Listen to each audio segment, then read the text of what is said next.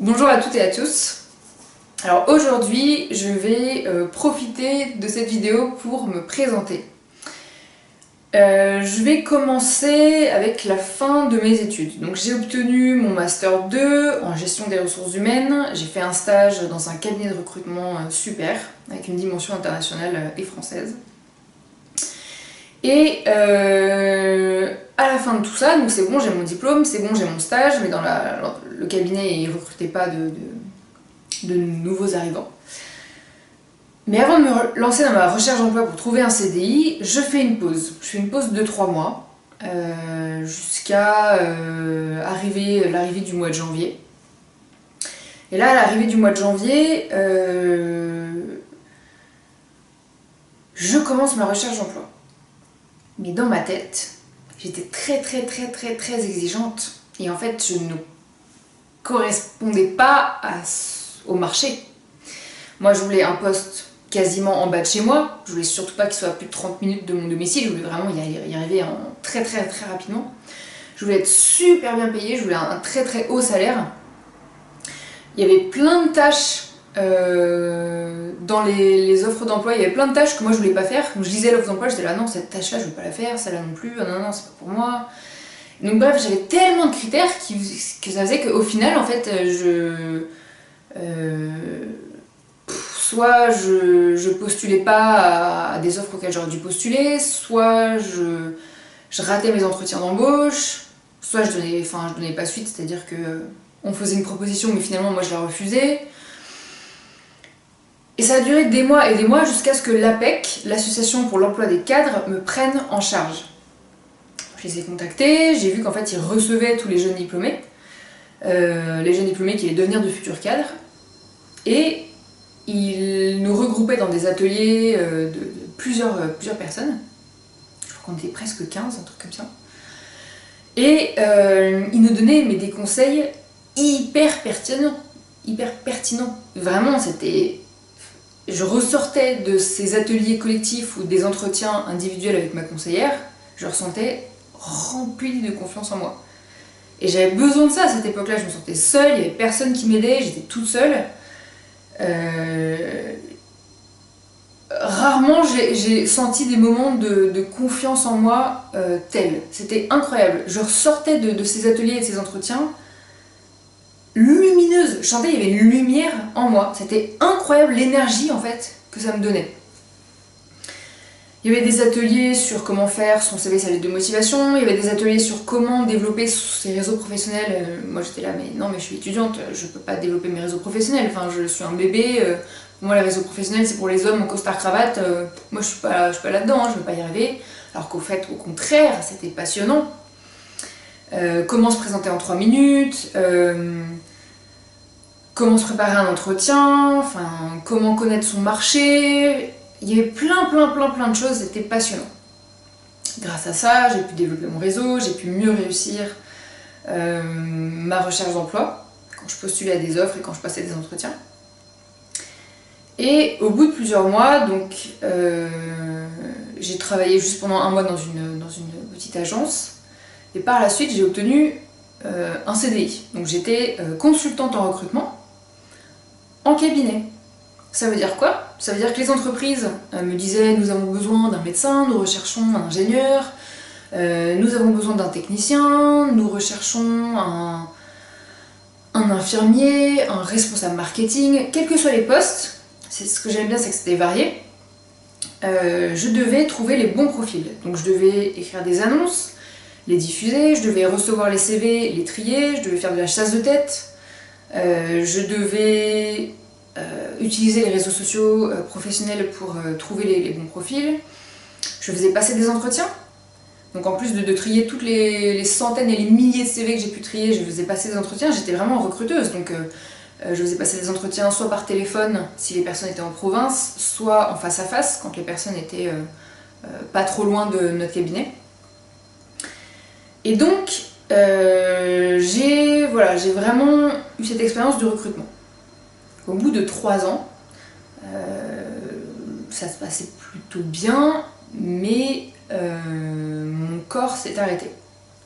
En fait, je suis arrivée au travail et je me suis assise presque comme un sphinx comme ça, donc en position la main pour appuyer sur la souris et l'autre main pour appuyer sur le clavier, et hop, j'avais mon écran devant moi. Je me disais c'est parti, c'est le lundi, on y va, on attaque, et je me suis restée figée comme ça, comme un sphinx. Et je me suis dit mais c'est peut-être juste un mauvais lundi, à la rigueur c'est pas grave, ça va passer. Et bah le mardi, pareil, mercredi, pareil, jeudi, pareil, jusqu'au vendredi, où là je me suis dit, il y a un problème, c'est pas possible. Donc j'ai démissionné. Je suis allée voir mon patron, je lui ai dit je vais m'arrêter là. J'ai écouté mon corps, j'ai fait le choix d'écouter mon corps. Mon corps avait réagi avant moi et m'avait stoppé net. J'allais même pas sur des sites personnels ou quoi, je n'arrivais plus à travailler physiquement, mon corps était bloqué. Je ne pouvais plus, Voilà, c'était étonnant mais j'y arrivais plus. Donc j'ai fait en fait une rupture conventionnelle pour pouvoir toucher le chômage. Et je suis partie de mon entreprise. Qu'est-ce qui s'est passé? Je me suis dit, bah c'est bien, hein, j'ai quitté mon emploi, mais en fait je fais quoi? Qu'est-ce que je fais maintenant? J'étais totalement perdue. Moi j'avais commencé le recrutement par passion, c'était une passion, j'adorais ça parce que je découvrais plein de nouveaux métiers, c'était hyper enrichissant pour moi, j'étais très curieuse de découvrir plein de métiers. J'aimais tellement apprendre et je rencontrais des gens incroyables qui me fascinaient, qui m'intéressaient, que je trouvais vraiment bien. Et j'étais passionnée par ce que je faisais. Donc je me disais, mais j'ai arrêté, qu'est-ce que je vais faire en fait? Moi je pensais faire du recrutement toute ma vie, mais je pensais me dédier ma vie à ça.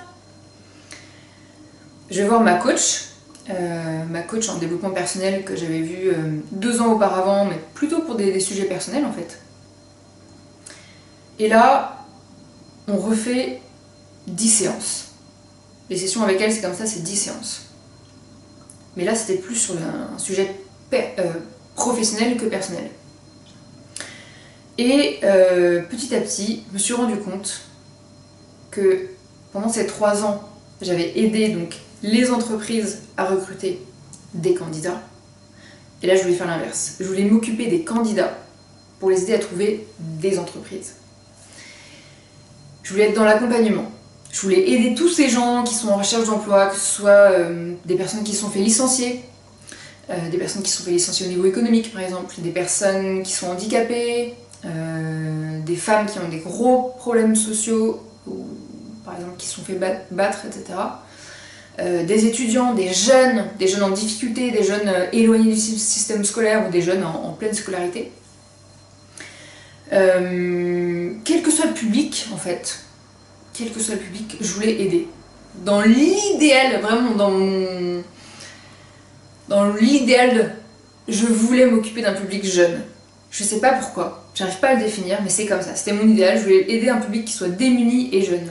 Démuni parce qu'il se croit démuni, parce qu'il croit qu'il n'a pas les outils, qu'il n'a pas les capacités, et là je veux vraiment avoir un impact auprès de ce public-là. Si c'était un public de cadres supérieurs, je me disais, ils n'ont pas besoin de moi en fait. Et jeunes, je sais pas pourquoi je voulais des jeunes. Parce que je pense que c'est à ce moment-là qu'on a le plus besoin d'aide en fait, tout simplement. Et que moi j'aurais adoré quand j'étais jeune qu'il y ait quelqu'un comme ça qui vienne m'aider, qui vienne me tendre la main. Et c'est un petit peu ce qui s'est passé avec l'APEC quand ils m'ont aidé. Donc voilà, j'ai découvert ça, je me suis dit ok, j'ai trouvé ma voie, j'ai fait 25 enquêtes métiers pour vérifier que c'était bien ce que je voulais faire. J'ai appelé des personnes qui faisaient ce métier, des personnes qui étaient dans l'accompagnement de personnes en recherche d'emploi.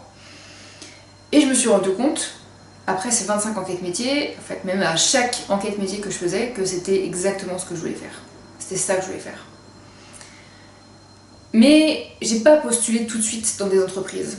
Je me suis pris du temps pour moi. J'ai pris 1 an, j'ai fait une année sabbatique en fait. J'ai voyagé, j'ai lu énormément de livres en développement personnel, j'ai écouté des podcasts en développement personnel. J'ai construit mon petit verger potager sur mon balcon parce que j'avais envie de devenir un peu plus indépendante et de pas juste dépendre que des magasins, etc. Je voulais avoir un lien avec la nature aussi. J'ai fait du sport, donc comme je disais, j'ai voyagé. J'ai créé ma chaîne YouTube, j'ai créé un blog sur le sans gluten. Voilà, j'ai fait plein de choses.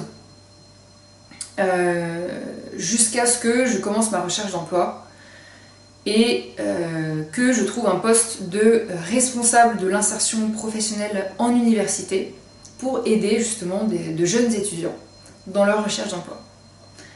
Et là, mon rôle c'est à double casquette en fait, consiste à la fois à attirer les entreprises auprès de notre université et de nos étudiants pour faire connaître nos formations, et à la fois à animer des ateliers, tout ce qui est CV, lettre de motivation, et puis bien d'autres choses encore. Moi j'ai été force de proposition et j'ai proposé plein d'autres thèmes d'ateliers.